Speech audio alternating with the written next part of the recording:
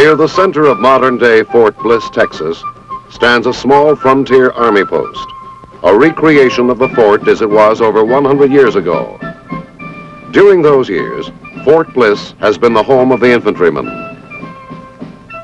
the horse cavalrymen, the anti-aircraft artillerymen, and today, the air defense missile man. The simple army outpost of 100 years ago and the imposing facilities of modern Fort Bliss would seem to have little in common. Yet through the decades, the Army's basic mission in the Fort Bliss area has remained the same: defense of the United States.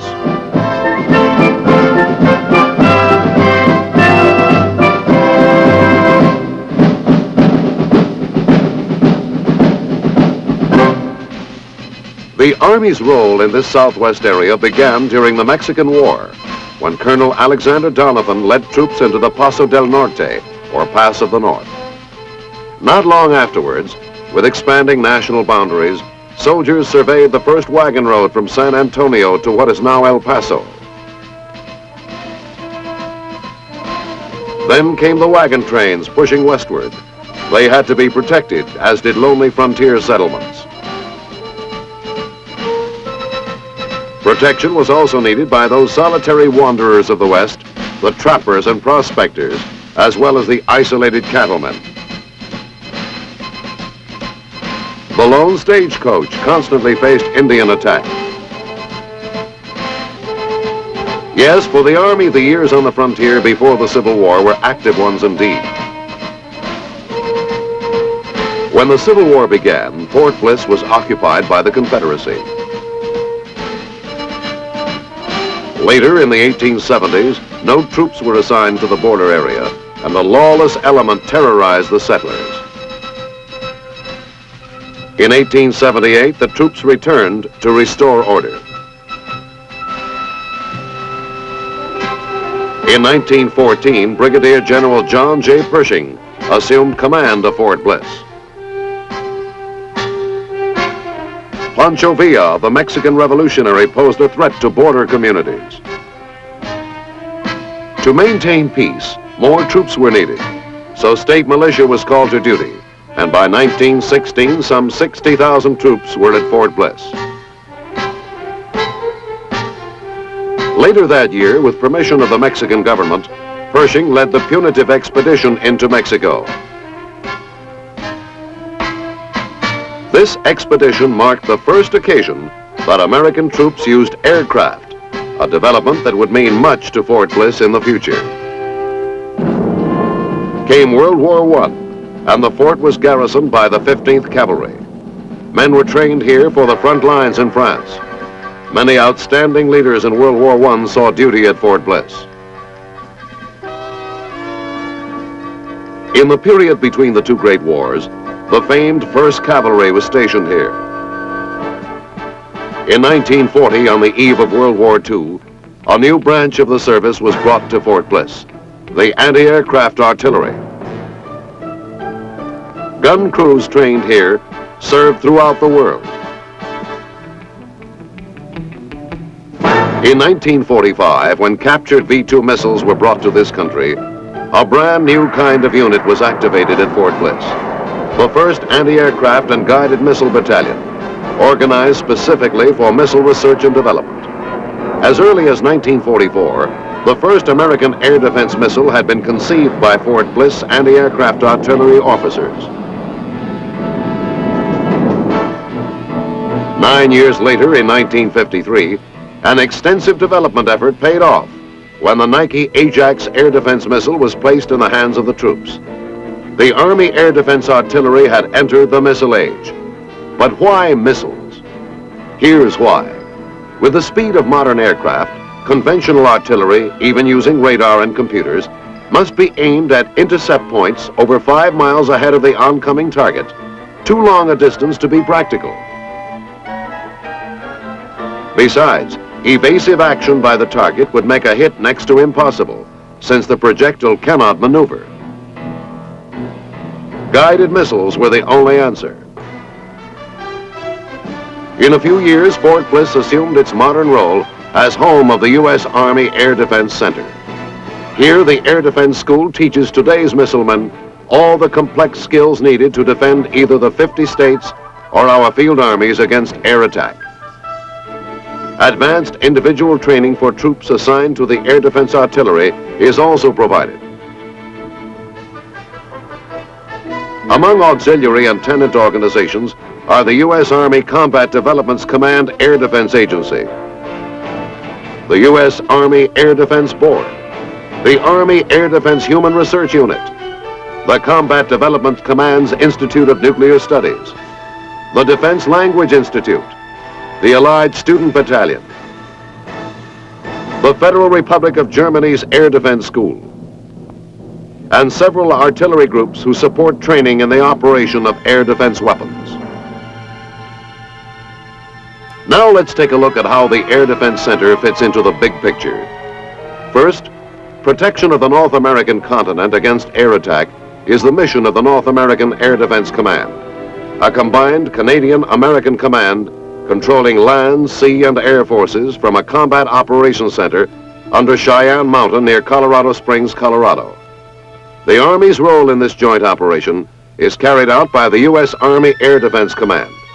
Specifically, the Army's job is to defend the skies over more than 100 key population and industrial centers of the United States. To do this, the Mobile Hawk, primarily a field weapon for defense against low-flying aircraft, can be made available to protect any location in the United States proper when necessary.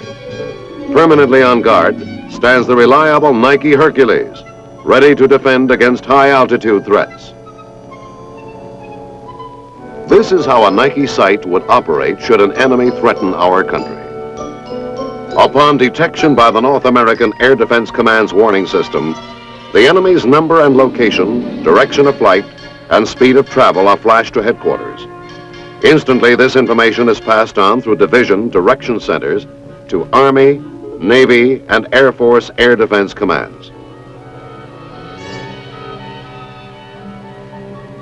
Assume that this Nike Hercules sight is in the flight path of the enemy aircraft.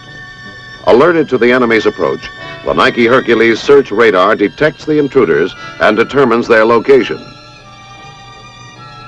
Target tracking radar is assigned to track the enemy and feed position information into a computer. The particular missile selected to fire is guided toward the target by a missile tracking radar, which sends steering orders to the supersonic missile. The computer produces the steering orders by continuously comparing target and missile positions.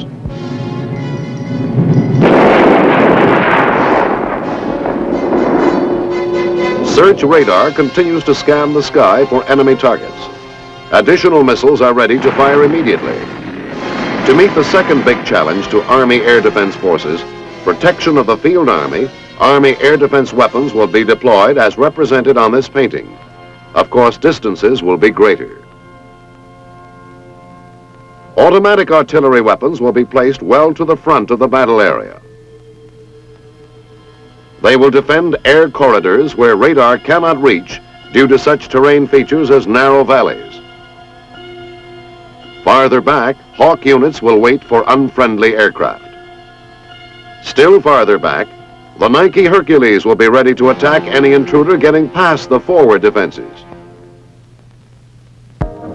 Though our largely automatic air defense system is truly a technical marvel, highly trained men are vital to its maintenance and operation. Training these men is the job of the Center's U.S. Army Air Defense School.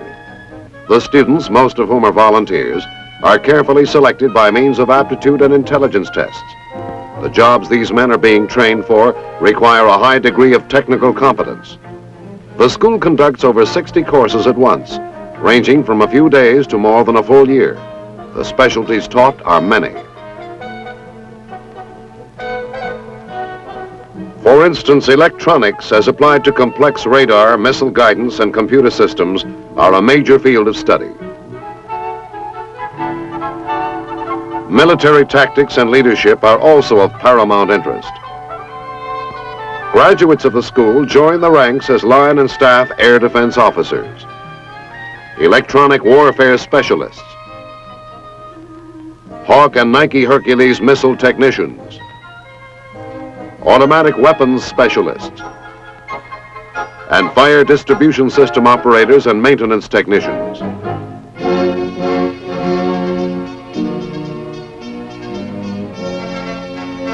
It is obvious that the control and coordination of widely separated air defense weapons demand reliable communication systems. To teach maintenance and operation of such systems is a major mission of the Air Defense School. Here, students watch a diorama demonstrating operations of the ANG-5 or Birdie fire distribution system. Birdie, an acronym for Battery Integration and Radar Display Equipment, coordinates operations of missile fire units by conducting a continuous high-speed exchange of tactical information among all fire units and higher air defense commands. This information includes position and identity of all aircraft within the defense area, the status of each fire unit, and commands, such as assignment of specific targets to specific fire units. To see how Birdie maintains effective control of a tactical situation, let's assume that an intruding aircraft has been detected by the radar net of the North American Air Defense Command, NORAD. Information on the hostile aircraft's position and identity is flashed to Birdie. This information, along with that supplied by local surveillance radar, is displayed on Birdie consoles in the form of symbols. The console operator monitors the progress of the enemy aircraft and corrects or updates the data as necessary. All target information displayed on the Birdie console is also displayed at each fire unit. Thus, each fire unit commander has an accurate picture of the overall air situation. The Birdie console operator decides which fire unit is best situated to engage a hostile aircraft and assigns the target to that fire unit.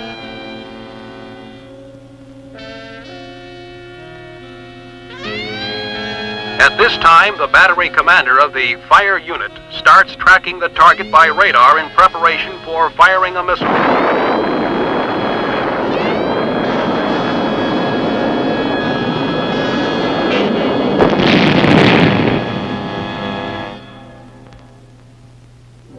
Now that the enemy aircraft has been destroyed, the fire unit transmits a message to Birdie indicating that it is ready to engage additional targets. Also, the kill information is relayed by Birdie to higher command, and the tracking information on the destroyed aircraft is cleared from the system. Now let's visit a class engaged in study of actual hardware. Gentlemen, this is the general purpose console for the Missile Mentor Fire Distribution System. This console automatically exchanges data with all other elements within the area to be defended. Information displayed gives the Army Air Defense Commander an instant picture of the air battle. As the battle takes place, by watching the console, he can immediately determine such things as the number of enemy aircraft present or when a kill has been made, which firing unit should fire its missiles, and the time of firing. So began a class of future fire distribution system maintenance men. But a fire distribution system includes many items besides the consoles. For instance, classes are held on radar data processing equipment, memory storing units, several types of surveillance radar, computing equipment, and automatic data transmission systems. Another major part of the Air Defense School is the Low Altitude Air Defense Department. Here, a new class get their first lesson in maintenance of the twin 40mm self-propelled gun. This lightly armored automatic artillery weapon was designed for air defense at the division level. But because of its rapid rate of fire, it has proved itself a valuable support weapon against ground targets. You men are about to receive training in the operation of a weapon made famous as the Quad 50 in World War II. As you can see, 4 caliber 50 machine guns are supported by a power-driven mount. Now, everybody, take your stations and we will run through a dry run to familiarize you with this weapon. This is the Red Eye. It is a man-transportable, shoulder-fired air defense missile. It will be used to protect frontline troops against such targets as jets, helicopters, and reconnaissance aircraft. This is the Vulcan, an automatic 20-millimeter gun with an extremely high rate of fire. It can be used against both aerial and ground targets. This linkless feed system stores 1,200 rounds in ready-to-fire condition. Against aircraft, 3,000 rounds are fired per minute. Against ground targets, the Vulcan is set for 1,000 rounds per minute.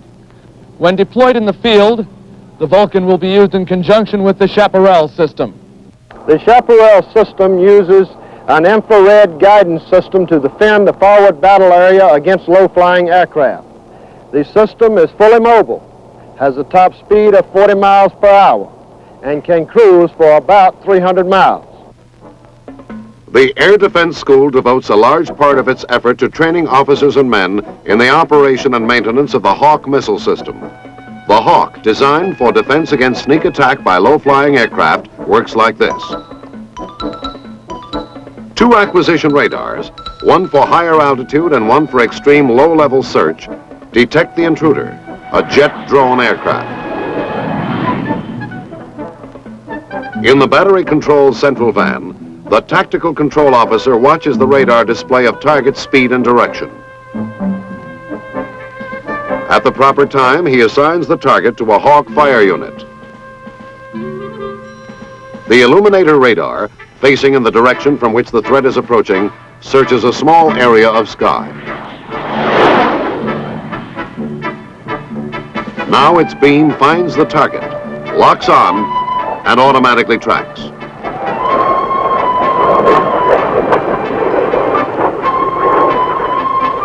Next, a specific launcher is selected, slaved to the radar,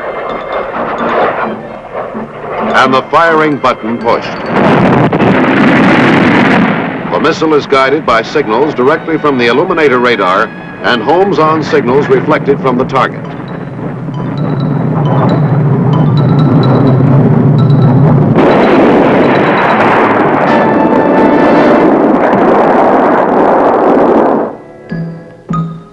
The Hawk missile has proved so reliable and accurate that it has been adopted as a primary air defense weapon by the Marine Corps and several NATO nations whose maintenance and operational personnel are trained at Fort Bliss.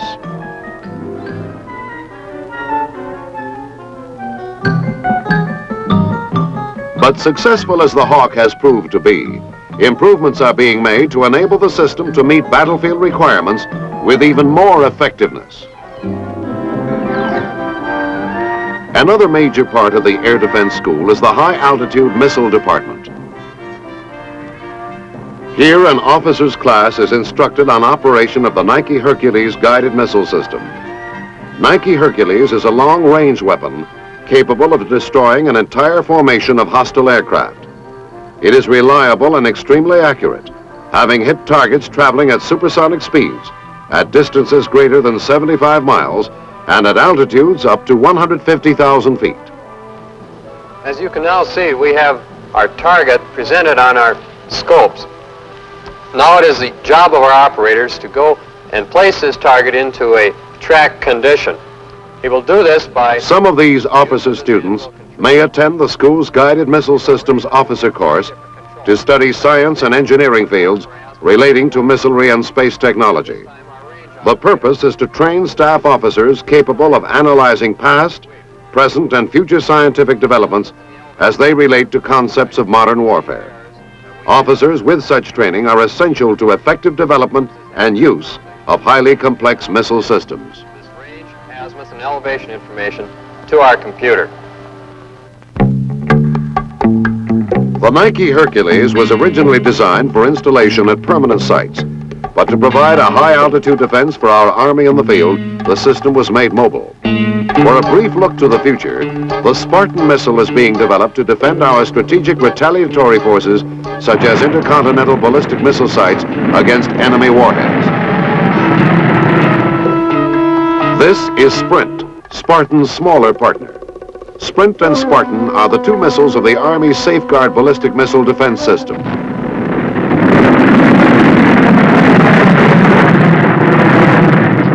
To assure that enough highly trained technicians will be ready to man the complex system, the Safeguard Central Training Facility has been set up at the Air Defense School. Another air defense system currently under development is the SAM-D, designed for both battlefield and continental deployment against low, medium, and high-altitude aircraft and short-range missiles. The SAM-D missile is expected to replace eventually the Nike Hercules and a portion of the Hawk systems both at home and overseas.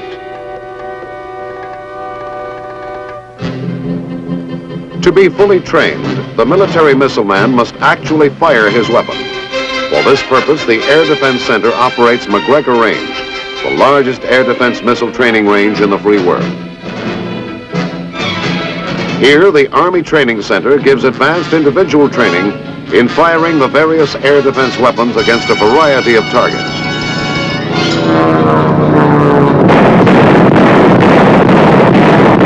For instance, the twin 40s are put through their paces.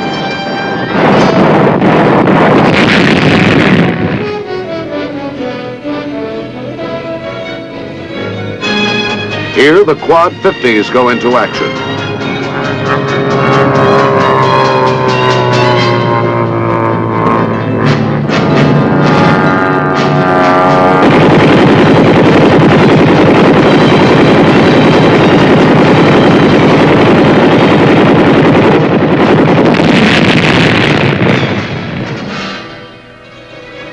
As an instructor looks on, Red Eye, one-man defense system, goes against an aerial target.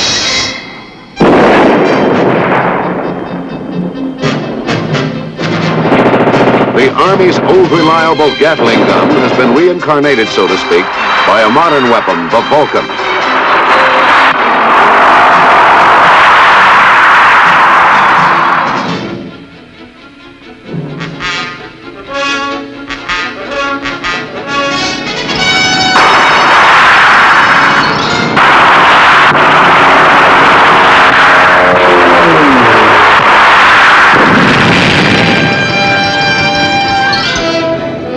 Chaparral, companion weapon to the Vulcan, seeks a flying target. The fast-moving drone is greatly slowed by the camera.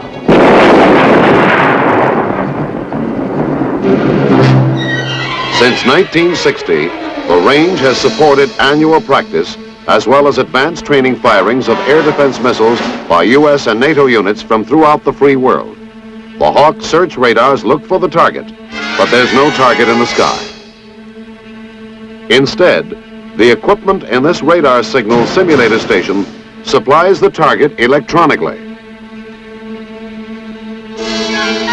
The signals generated here cause the radar displays, watched by Hawk firing unit personnel, to appear exactly as they would if actual aircraft, either hostile or friendly, were in the area. The simulator is not nearly as costly as actual targets would be, and provides training that would be difficult to give otherwise.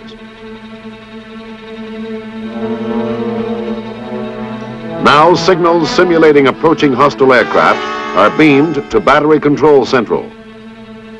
Inside, Battery Control personnel select a target and assign it to a specific launcher. The Hawk radars operate just as if actual aircraft were approaching.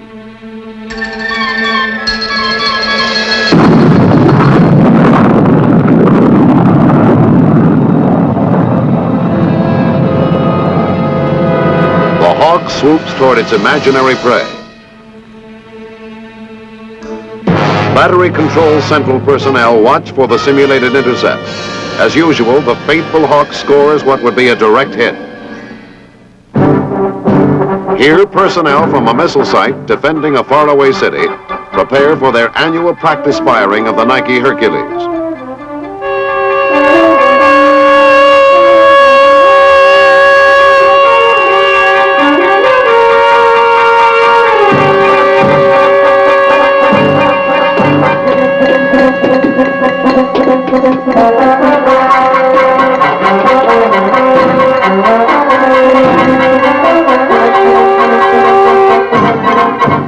As with the Hawk, a radar signal simulation station provides targets electronically.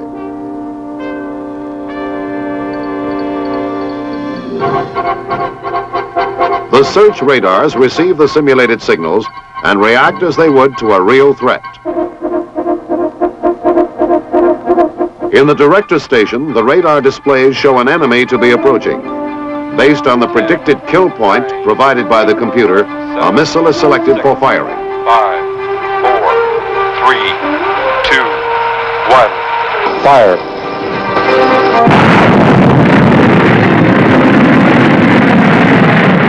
As with the Hawk, the score is kept electronically, and operators are effectively trained at minimum cost. Thus, the highlights of the Fort Bliss story. A story that ends with a traditional ceremony held in honor of the graduating Air Defense Artilleryman.